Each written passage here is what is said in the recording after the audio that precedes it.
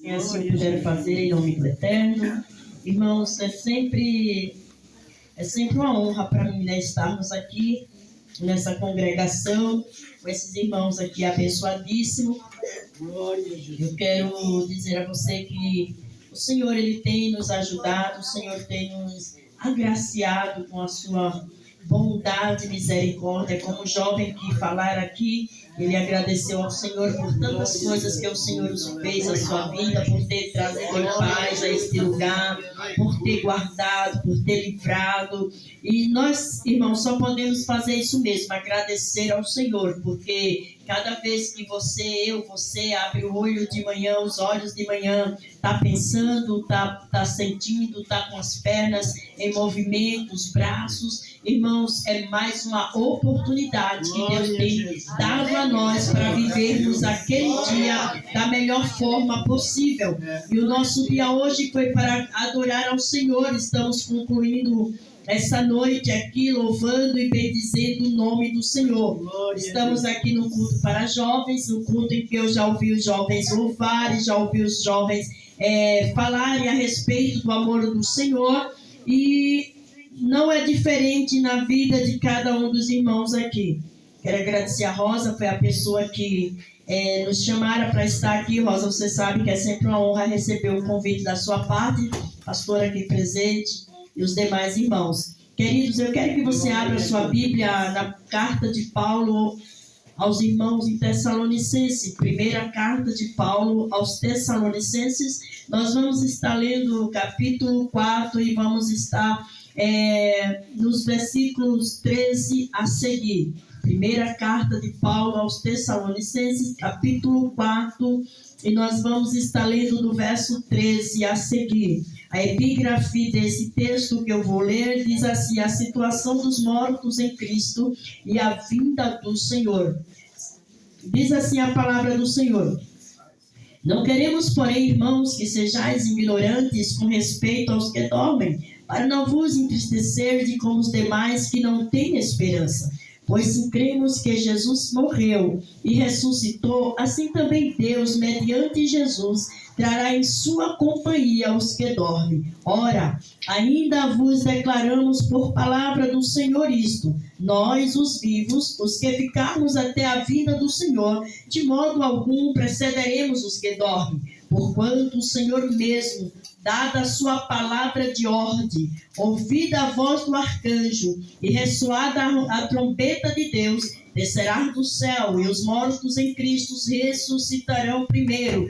Depois nós, os vivos, os que ficarmos, seremos arrebatados juntamente com eles entre nuvens para o encontro do Senhor nos ares. E assim estaremos para sempre com o Senhor. Consolai-vos, pois, uns aos outros com esta palavra. Irmãos, quando nós estamos lendo aqui as Santas e Sagradas Escrituras, nós percebemos que o Novo Testamento ele é composto por 27 livros. Quando nós estamos vendo desses 27 livros, nós percebemos que 13 livros pertencem da autoria do apóstolo Paulo. Paulo, ele é o autor de 47,7% dos livros do Novo Testamento. 27, então, se 13 é de Paulo, quase 50% dos livros que compõem o Novo Testamento é do apóstolo São Paulo.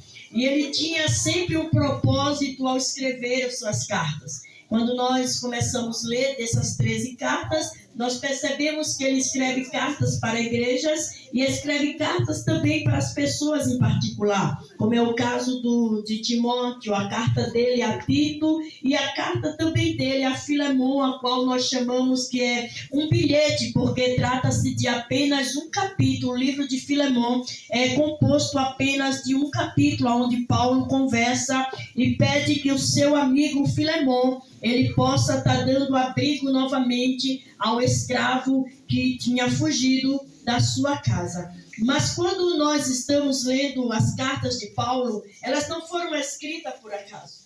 Nós percebemos que todas as cartas de Paulo, ela teve um objetivo. Paulo, ao escrever a carta aos Tessalonicenses, ele escreveu de duas vezes. A primeira carta compõe 5 capítulos, nos quais ele fala sobre o arrebatamento da igreja. Quando nós começamos a ler a carta de Paulo aos Tessalonicenses, nós começamos a entender que ele tinha 3 objetivos. O primeiro objetivo de Paulo era mostrar aos irmãos, escrever aos irmãos, dizendo a ele da sua alegria. Ele queria compartilhar com os irmãos de Tessalônica a sua alegria pela fé que eles tinham e pela firmeza em Cristo Jesus. Ao segundo objetivo dessa carta, Paulo, ele queria instruir os irmãos a respeito da santificação e de uma vida piedosa. Mas a terceira razão porque Paulo escreveu essa carta era para elucidar algumas dúvidas que os irmãos estavam tendo a respeito da doutrina, do assunto a respeito da morte, de como seria. Eles pensavam, Jesus vai voltar. Haverá um arrebatamento, haverá sim a volta do Senhor, porque Ele falou que vai voltar. Mas eles, irmãos, estavam em dúvida a respeito do que seria daqueles irmãos que já tinham morrido. E isso estava trazendo algum confronto, isso estava trazendo algumas preocupações aos irmãos. Mas aí você diz, mas como Paulo tomou conhecimento dessa dúvida dos irmãos em Tessalônica? Porque os irmãos em Tessalônica estavam com essa dúvida.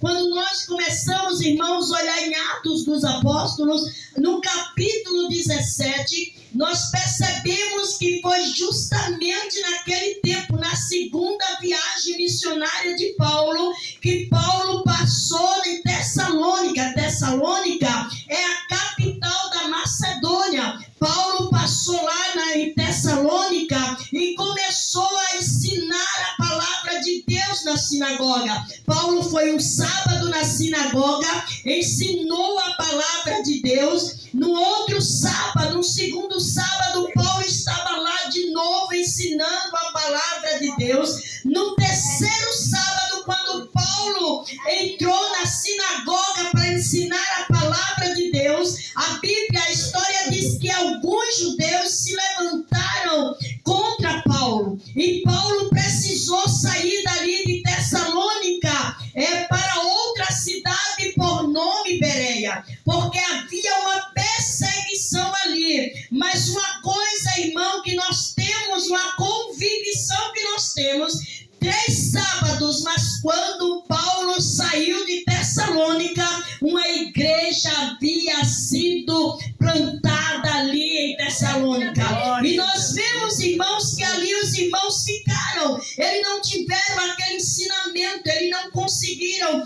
Paulo não conseguiu passar muito tempo ali com eles ensinando a palavra de Deus. E a Bíblia diz, e Oséias afirma que o povo perece por falta de conhecimento. Se nós cristãos não buscarmos o conhecimento da palavra de Deus, nós podemos ser enganados, nós podemos ser ludibriados, nós podemos sair do caminho do Senhor, porque nós não temos firmeza na palavra, nós não temos conhecimento. E quando, irmão, nós não temos conhecimento de um determinado assunto, nós não temos como refutar alguma coisa que se levanta. Você não pode refutar aquele determinado assunto.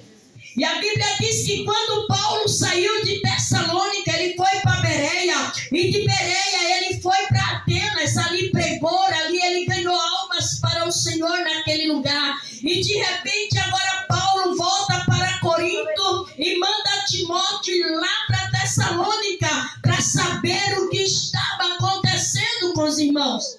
E quando Timóteo chega lá, Timóteo vê que os irmãos estão firmados. Timóteo percebe que os irmãos estão alegres.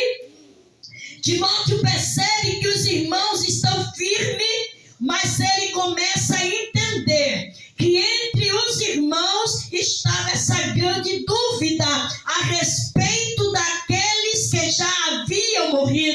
E Paulo traz neste capítulo um assunto elucidando justamente essa dúvida. E quando ele começa aqui a falar, ele começa a dizer: olha, irmão, não queremos, porém, irmãos, que sejais ignorantes. O ignorante aqui, irmão, é que vocês não tenham conhecimento a respeito de um determinado assunto. E qual era o assunto que Paulo estava tratando aqui? Era a respeito daqueles que já tinham morrido. E ele continua dizendo: olha, eu não quero que vocês sejam ignorantes com respeito aos que dormem, para não vos entristecer. Os irmãos estavam tristes, os irmãos estavam preocupados. Tipo, quem já tinha perdido seu pai dizia: se Jesus voltar, e meu pai, como é que vai ser?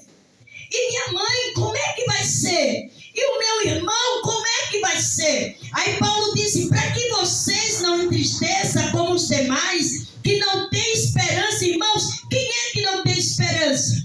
São as pessoas que não conhecem a Cristo.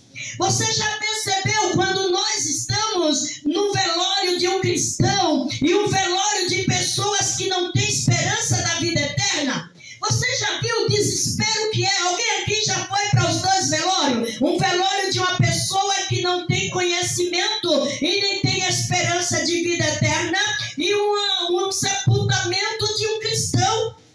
Quem não conhece fica dizendo assim: como é que esses irmãos cantam no funeral? Como é que esses irmãos, olha para aí, para a filha dele, não está nem chorando. E eles não entendem, irmão, é porque nós temos esperança que vamos nos encontrar. E aqueles nossos entes queridos que dormiram no Senhor, eles estão esperando o grande dia da ressurreição. E junto nós estaremos com Ele, com Cristo nos ares e dos ares. Nós seremos levados para estar com Cristo para sempre. E ele diz assim: eu não quero que vocês se entristeçam como os demais que não têm esperança. Então nós, os cristãos, temos que ter essa esperança. Esperança de quê, irmã Eleneci? Que nós temos uma vida eterna com Cristo, que existe um céu de glória nos esperando, que existe uma promessa que nós iremos morar com Cristo. Irmã Eleneci, aonde está essa promessa? Vou lembrar você bem rapidinho, uma bem conhecida. O Evangelho de Jesus Cristo, escrito por João, capítulo 14, o verso 1. Os discípulos tristes. Jesus olhou para ele e disse: não se turbe o vosso coração. Credes em Deus, crede também em mim. Na casa do meu Pai há muitas moradas. Se não fosse assim, eu vos teria dito. Aí ele disse: mas vou preparar-vos lugar.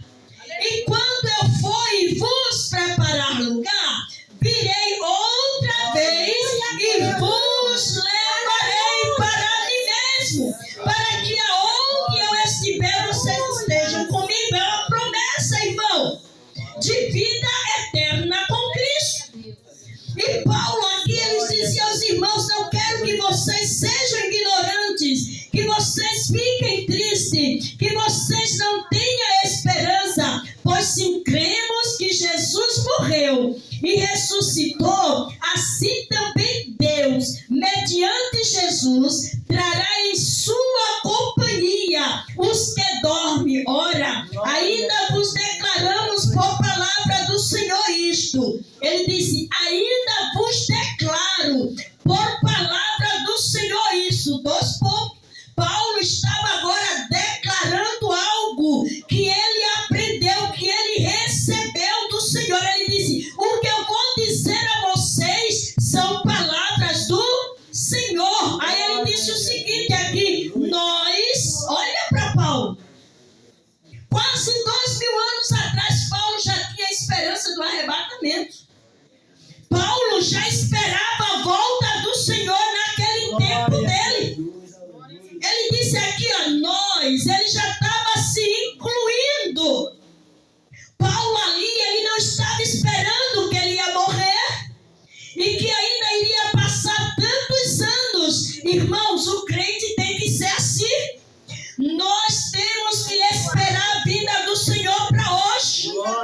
Nós temos que esperar a vinda do Senhor para daqui a alguns segundos. Nós cristãos não podemos ficar pensando, não, ainda vai passar muitos anos, ainda vai passar várias gerações. Não, se passar, amém. Mas nós temos que estar preparados, porque o Senhor vai voltar a qualquer momento. E Paulo, irmão, já esperava isso. Ele disse: olha aí, nós, os vivos, o que ficarmos até a vinda do Senhor. Ele está dizendo: se nós não morrermos até a vinda do Senhor, de modo algum precederemos os que dormem. Porquanto o Senhor, o mesmo dado a sua palavra de ordem, ouvirá a voz do arcanjo e o ressoar a trombeta de Deus, descerá dos céus, e os mortos, ele queria dizer, vocês sabem, esses que vocês estão preocupados, ele diz assim, olha, e os mortos em Cristo. Aí tem uma diferença, né, irmão? Os mortos em... não é qualquer morto, mas os que morreram em Cristo. Essa primeira ressurreição é para os que morreram em Cristo. Aqueles que serviram ao Senhor em vida. Aqueles que aceitaram ao Senhor em vida. Aqueles que tiveram uma vida plena de santidade, uma vida de piedade na presença do Senhor. Eles estão esperando este grande dia, o ressoar da trombeta de Deus. E a Bíblia diz: os que dormiram em Cristo ressuscitarão primeiro. Irmãos, eu fico imaginando esse ressoar da trombeta. Alguns dizem que é literal, outros dizem que é simbólico, mas eu posso dizer na minha pequena compreensão que quando nós olhamos para o tempo de Moisés, quando o Senhor estava com o povo, cuidando do povo do Egito, o Senhor disse: Moisés, faça 2 trombetas de prata. Prata na Bíblia significa redenção. Irmã, assim, para que eram essas trombetas? Tinha uma trombeta que eles tocavam para reunir o povo, para congregar o povo. E tinha trombeta que ele tinha um momento que ele tocava, era dizendo ao povo: se levante, porque nós seguiremos viagem. Nós sairemos desse arraial e seguiremos viagem. Irmão, é essa trombeta, é esse toque, é esse som que nós vamos ouvir dizendo: ei, chegou o momento de nós sairmos desta terra e nos encontrarmos com o Senhor nos ares. E ele diz que os mortos em Cristo ressuscitarão primeiro.